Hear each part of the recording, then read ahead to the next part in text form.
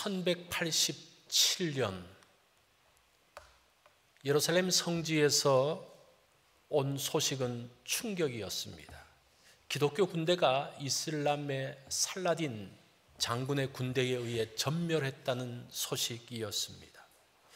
이에 대응해서 유럽에서는 강력한 세 개의 나라의 왕들이 모였습니다. 신성 로마 제국의 황제와 프랑스 왕과 그리고 영국의 사자왕 리처드 1세가 출정하는 가장 강력한 십자군이 만들어집니다. 그것이 제3차 십자군 원정이죠. 그러나 그 여정은 참으로 힘들었습니다. 강력한 힘을 가졌던 신성 로마 제국 황제는 소아시아에서 강을 건너는 중에 익사했습니다. 프랑스의 왕은 원정 중에 건강의 문제로 다시 본국으로 돌아가게 되었습니다. 그러면서 영국의 왕 리처드 1세만 이제 예루살렘 성지에 가서 전쟁을 하게 되어지는 그런 상황이 만들어졌습니다. 그렇지만 이 리처드 왕은 사자왕이라는 별명답게 그 이슬람의 군대들을 무찔렀습니다. 전쟁에서 승리했습니다. 강력한 살라딘의 군대를 격파했습니다. 그럼에도 불구하고 성지는 회복하지 못합니다. 그렇지만 순례자들이 예루살렘 성지에 가게 해달라는 협정을 맺고 그 정도 성과를 가지고 돌아오게 됩니다. 3년의 원정을 마치고 귀국하던 길에 리처드 왕은 정적에 붙잡혀서 비밀리에 투옥이 됩니다. 한편 그의 왕국 영국은 왕의 부재로 흔들리고 있었습니다. 왕이 없자 법과 질서가 무너졌습니다. 그 왕의 동생 잔 왕자는 자신이 왕이 되려고 음모를 꾸미고 있었습니다. 그러면서 이 백성들은 목자 없는 양처럼 흔들렸습니다. 더 많은 고통이 그 백성들 가운데 임했습니다. 그러면서 이 사람들이 왕이 없는 왕국은 어둠이라는 그런 느낌을 뼈저리게 가졌습니다. 리처드의 충성스러운 신하 블론델이라는 사람이, 이 사람이 이제 음유 시인인데, 이 사람이 이제 왕을 찾기 위해서 유럽 전역을 뒤지기 시작합니다. 어느 날 그 성벽을 지나면서 이 사람이 노래를 불렀는데 그 노래 소리에 성벽 안에서 반응이 있는 거예요.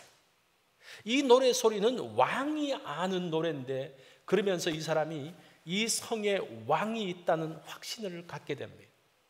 그리고 난 다음에 그 사람들과 이 딜을 해가지고 많은 몸값을 치르고 왕을 모시고 영국으로 돌아오게 됩니다. 1193년 3월 리처드 왕이 드디어 귀환을 합니다. 왕을 맞이하는 백성들의 기쁨은 절정에 다다랐습니다. 왕이 자신들과 함께 한다는 것이 큰 기쁨이었습니다. 왕이 돌아오면서 일순간 모든 혼란은 사라졌습니다. 왕국에서 어둠이 물러갔습니다. 이제 나라의 평화와 안정, 기쁨이 찾아왔습니다. 왕이 왕국에 있다는 것이 이처럼 큰 축복인 것을 이 백성들은 새삼스럽게 느꼈습니다. 리차드 왕이 런던에 입성했을 때에 그의 귀환을 목격한 백성들의 벅찬 감정과 기쁨을 담은 당시의 기록을 봅니다. 오랜 어둠 끝에 마침내 그들의 영혼은 태양을 보았다. 그의 얼굴은 모든 불안을 잠재웠고 그의 나타남만으로도 반역의 무리가 땅 속으로 숨어들었다. 자, 왕이 돌아옴으로 인한 그 기쁨, 그 평화, 백성들의 안정되어진 모습, 그것이 오늘 역대상 16장의 이야기예요. 만왕의 왕이신 하나님께서 다윗의 왕국에 들어오고 있는 그 장면을 지금 다윗이 아삽 성가대장을 통해서 그 형제들과 함께 이 감사의 시를 쓰게 합니다. 하나님의 교회가 예루살렘에 들어올 때 백성들은 즐거워합니다. 우리 이 내용 잘 아는 내용들이죠. 왕이 너무 기뻐서 아이처럼 뛰면서 바지가 흘러내리는 줄 몰랐다라고 이야기를 하고 있습니다. 그 정도로 기뻤습니다. 왜냐하면 이스라엘의 진정한 왕이신 하나님께서 이제 다윗 성에 공식적으로 좌정하셨기 때문입니다. 그전 수십 년 동안 하나님의 괴는 예루살렘 성에 있지 않았습니다. 계속적으로 떠돌아다녔습니다. 누구도 여호와의 괴에 대해서 관심을 갖지 않았습니다. 그런데 지금 이 순간, 역대상 16장의 그 순간, 15장부터 16장으로 이어가는 그때에 하나님의 괴가 예루살렘 성으로 들어옵니다. 그것은 하나님의 임재가 지금 이 이스라엘 땅에, 예루살렘에 하나님이 좌정하고 계신다는 그 내용입니다. 예루살렘은 살렘의 땅이라는 뜻입니다. 이 살렘이 평화거든요. 평화의 땅이 예루살렘이에요. 정말 그 이름대로 만왕의 왕이신 하나님께서 계심으로 인해서 그 땅이 평화의 도시로 변하고 있는 그러한 모습들을 보여줍니다. 마치 리처드 왕이 영국에 다시 돌아왔을 때 백성들이 크게 기뻐하면서 그 모든 어둠들이 물러갔던 것 같은 그 기쁨이 지금 이 본문 가운데 있습니다. 다윗은 그 감격, 그 기쁨을 이기지 못해서 아삽에게 이야기합니다. 지금 너희가 이것을 가지고 하나님을 모심을 대해서 감사의 시를 지어라. 그 감사의 시의 내용이 오늘 본문의 내용입니다. 오늘 성경에 기록된 이 감사는 책상에서 앉아서 생각하면서 적은 것이 아닙니다. 생생하고 복잡한 삶의 현장에서 다가왔던 그 감사의 고백이었습니다. 이 본문을 보면서 우리가 하나님께 감사해야 될 한 세 가지 이유들을 찾아볼 수가 있습니다. 그 첫 번째가 함께 계시는 하나님으로 인한 감사입니다. 이것을 임재적 감사라고 말할 수 있습니다. 하나님이 우리와 함께 계심, 하나님의 임재 그 자체로 감사한다는 거예요. 어떤 무엇인가를 이루어서가 아니라 하나님이 계심으로 인해서, 왕이 왕국에 있음으로 인해서 어둠의 세력들이 발붙이지 못하는, 그로 인한 평화와 질서와 정의가 세워지는 그것으로 인한 감사를 말합니다. 통치자가 없으면요, 왕국이 혼란스러워집니다. 하나님의 도성에 하나님이 법궤가 없던 시대, 그것이 사울의 시대였죠. 그 혼돈 그 자체였습니다. 사울은 하나님을 의식하지 않았습니다. 왜냐하면 그 통치의 우선순위를 보면 알아요.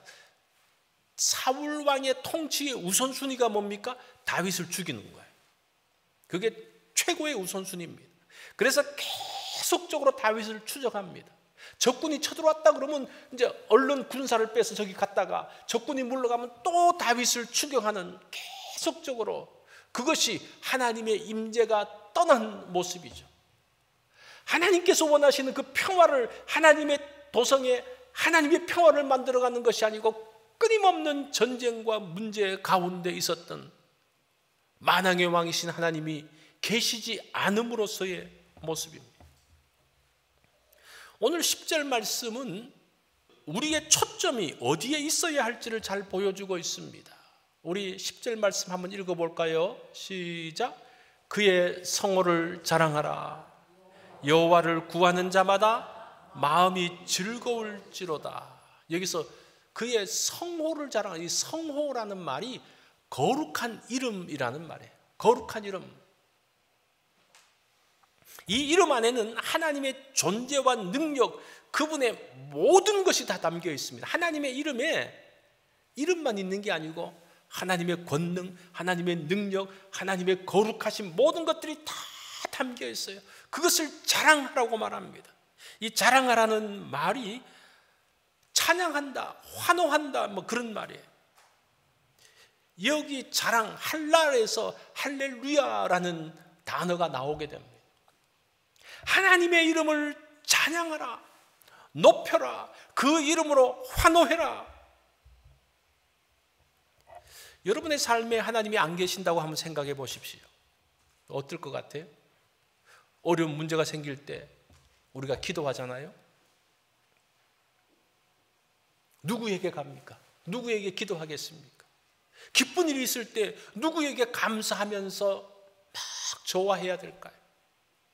인생을 마감하는 마지막 날 누가 여러분을 맞이해 줄까요? 우리의 그 인생 처음과 마지막까지 해서 그 하나님이라는 것이 없어졌을 때의 그 인생을 한번 생각해 보십시오. 뭐 어떻게 될지 알 수가 없죠. 그런데 그런 인생에 우리의 마지막 죽고 난 다음까지 그 가운데 하나님이 계시면 하나님의 임재로 인해서 우리의 삶은 편안해집니다. 그것에 대한 감사예요. 하나님이 함께 계시면 우리의 삶의 가장 큰 위로이고 기쁨이고 모든 감사의 시작입니다. 감사의 시작이 뭡니까? 하나님이 함께 계심이에요. 하나님의 임재적인 감사입니다. 자, 이것이 첫 번째 감사의 이유입니다. 두 번째는 하나님이 행하시는 일들로 인한 감사입니다. 이것을 선포적 감사라고 말할 수 있겠습니다. 하나님께서 과거에 행하신 일 또는 지금 행하신 일로 인한 감사, 이건 흔히 우리가 잘 아는 그런 감사이죠. 8절을 보면 너희는 여호와께 감사하며 그의 이름을 불러하려며 그가 행하신 일을 만민 중에 알릴지어다. 그가 행하신 일들에 대한 감사합니다. 사실은 그 좀 더 구체적인 내용이 16절부터 22절까지 나와요. 거기 보면 이스라엘 가운데 있었던 일들입니다. 이것은 아브라함에게 하신 언약이며 이삭에게 하신 맹세이며 이는 야곱에게 세우신 율례 곧 이스라엘에게 하신 영원한 언약이라. 이르시기를 내가 가나안 땅을 내게 주어 너의 기업의 지경이 되게 하리라 하셨도다. 하나님께서 이스라엘에게 약속하시고 그 이루신 일들에 대한 감사합니다. 애굽의 노예로 살았던 그 이스라엘 백성들을 하나님께서 건지셨습니다. 광야에서 유리하는 그 삶 가운데서 하나님께서 그들에게 땅을 주셨습니다. 주변 나라들의 괴롭힘으로부터 보호해 주셨습니다. 하나님께서 행하신 일에 대한 감사합니다. 우리의 삶들을 한번 돌아보십시오. 우리의 인생에도 하나님의 돌보심이 얼마나 많았는지 모릅니다. 그냥 지금까지 문제없이 지났지만 사실은 순간순간을 생각해 보면요, 야, 이때 조금만 이게 어긋났으면 정말 큰일 날 뻔했구나 라는 순간이 있어요. 여러분, 하루를 지나면서도 그래요. 우리가 지난 일주일 아니면 어제 한번 보십시오. 이때 여러분들이 운전하고 갈 때도 가끔 그런 순간 있잖아요. 야, 돌아보고 하나님께서 함께 하셨구나. 우리의 삶들 가운데 세심하게 함께 하셨던 그런 하나님의 손길들을 보는 거예요. 보면서 감사하는 거예요. 거기서 끝나는 게 아니라 끝나면 하나의 해프닝으로 끝나는 거예요. 그러나 그것에 감사하는 순간 하나님께서 함께 하셨다는 것을 깊이 경험할 수가 있습니다. 요셉 잘 아시죠? 요셉은 아버지의 편파적인 사랑 때문에 그 형들로부터 미움을 많이 당했습니다. 형들이 얼마나 미워했는가 하니 죽이고 싶을 정도로. 근데 결국 어떻게 합니까? 거의 죽이는, 인신매매 하는 거죠. 인신매매 해가지고 이 요셉을 팔아버립니다. 팔려서 이제 애굽 땅에 갑니다. 그 이집트에서 그 보디발의 군대 장관 집에서 있다가 또 음모를 쓰고 또 감옥에 들어가게 되어지죠. 그 감옥에서도 여러 가지 복잡한 여정이 있습니다. 자, 그런 가운데서 정말 극적으로 하나님의 은혜로 애굽의 총리가 됩니다. 이게 정말 있을 수 없는 일인데 좀 놀라운 일들이 벌어지는 거예요. 자, 이런 긴 이야기를 다 생략하고 그 후에 이 요셉이 형들을 만나잖아요. 절대 권력을 갖고 있는 요셉, 총리 요셉, 그 형들, 이 정말 비교가 안 되죠. 형들이 두려워하면서 요셉 앞에서 벌벌 떨고 있습니다. 그때 요셉이 뭐라고 이야기하는 거 아니? 이게 감사의 중요한 내용이에요. 창세기 50장 20절을 보면요, 당신들을 나를 해하려 하였으나 하나님은 그것을 선으로 바꾸사 만민의 생명을 구원하게 하셨습니다. 그렇게. 이게 감사해요. 하나님께서 하신 일에 대한 감사를, 지금 형들 앞에서 어떤 복수도 할 수 있어요. 복수를 할 수 있는 상황에서 뭘 하는 겁니까? 그는 감사하는 거예요. 감사하면서 그 모든 문제와 그 상황들이 바뀌어집니다. 하나님께서 요셉의 생애 가운데 하셨다는 것을 고백하는 거예요. 내가 잘나서가 아니라 하나님이 하셨습니다. 그것에 대해서 감사합니다. 그 더 이상의 일들은 아무것도 아닌 거예요. 감사가 그런 힘이 있는 거예요. 그 복수의 마음까지도 잠재울 수 있는 힘이 있습니다. 그런데 그 요셉의 감사는 요셉에서 머물지 않고 형들에게 영향을 줍니다. 형들도 감사에 함께 참여하게 됩니다. 요셉의 감사 때문에 이 사람들이 생명을 부지하지 않습니까? 그래도 무사하게 있지 않습니까? 그리고 동생과 화해를 하지 않습니까? 이게 다 감사의 영향력이에요. 이 감사가 그냥 말로 한번 툭 하고 끝나는 게 아니에요. 감사가 엄청난 힘을 가지고 나와 함께 있는 사람에게 영향을 미치고 있는 거예요. 상황을 바꾸는 거예요. 이게 하나의 감사의 통로가 되어져서 형제와 이웃에게까지 흘러가는 감사라는 겁니다. 이게 감사의 능력이에요. 일본 기업의 내셔널의 창업자, 이 내셔널이 나중에는 파나소닉으로 바뀌는데, 창업자 마스시다 고노스케라는 사람은 자수성가한 사람입니다. 그는 집안의 몰락으로 인해서 초등학교 4학년을 중퇴합니다. 이제 그 초등학교 졸업장도 없는 사람이에요. 그 사람이 중퇴하고 난 다음에 자전거 점에 가가지고 점원으로 일합니다. 그러면서 사회생활을 시작했다고 합니다. 그는 가장 초라한 모습으로 시작했지만 최선을 다해서 배우며 노력했습니다. 그 결과 570개의 기업, 13만 명의 종업원을 거느린 대기업의 총수 자리까지 오르게 됩니다. 그는 자신의 성공의 비결을 묻는 사람에게 세 가지를 이야기합니다. 자신의 성공 비결이 가난, 허약한 몸, 그리고 못 배운 것. 이 세 가지가 성공 비결이라는 거예요. 이게 감사의 제목이라는 거예요.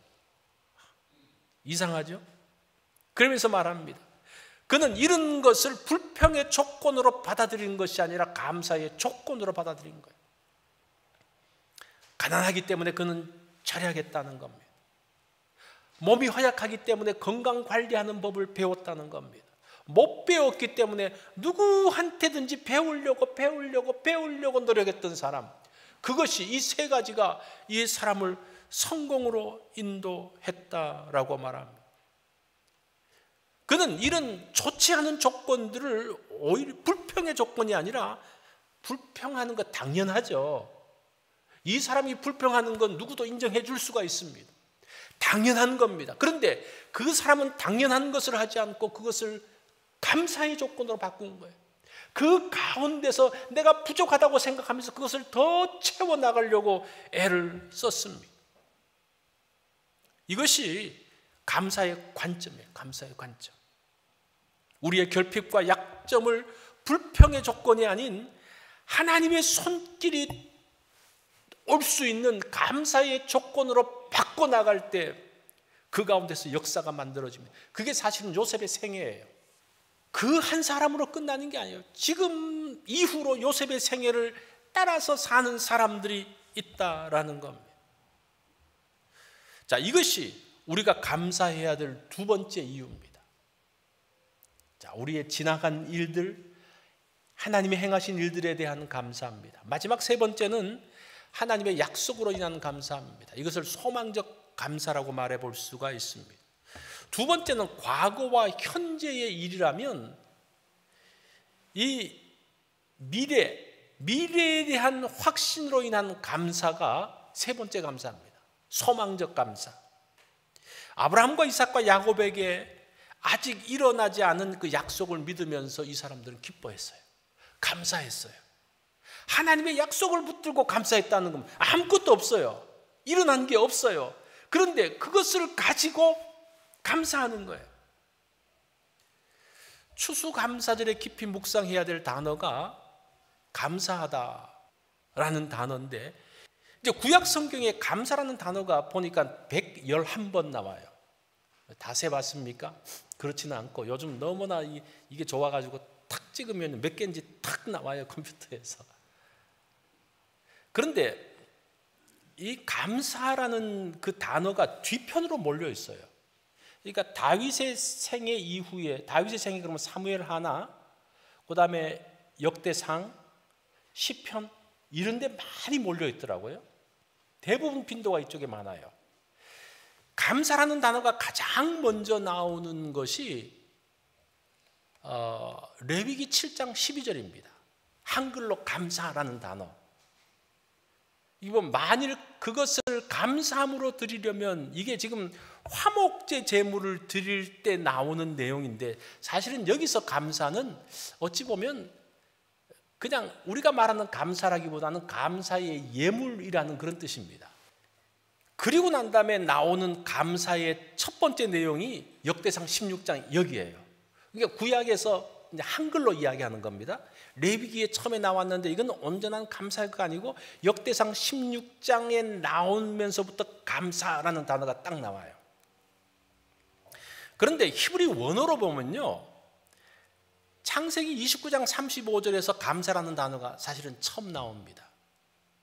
창세기 29장 35절을 보면 그가 잉태하여, 지금 이게 레아가 유다를 출산하고 낳던 그 이야기예요. 그가 레아가 또 잉태하여 아들을 낳고 가로되 내가 이제는 여호와를 찬송하리로다. 여기서 찬송이라는 단어가 히브리어로 야단데 이게 감사라는 뜻이에요.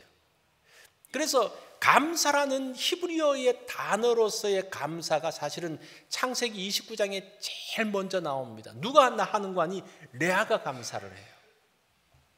여기서 감사라는 말은 감사, 경배, 자복이라는, 의외로 이 감사 야다라는 단어가 자복한다는 말로 굉장히 많이 나와 있더라고요. 성경에 보니까. 이 찬송이라는 뜻의, 감사라는 뜻의 원래 의미는 던진다라는 뜻입니다. 던진다. 이 말은 무엇인가 하니 그것을 표현한다라는 그런 의미가 있습니다. 그래서 감사는 속으로 갖고 있는 게 감사가 아니에요. 히브리어적인 감사는 나 속으로 다 그렇게 고맙게 생각하고 있어, 이건 감사가 아니라는 거예요. 감사는 던지는 거예요. 던져서 사람들이 다 알게 하는 거예요. 다시 창세기 29장 35절로 넘어가서 그가 또 잉태하여 아들을 낳고 가로되 내가 이제는 여호와를 찬송하리로다. 레아의 감사. 사실은 레아의 결혼 생활은 처음부터 잘못됐어요.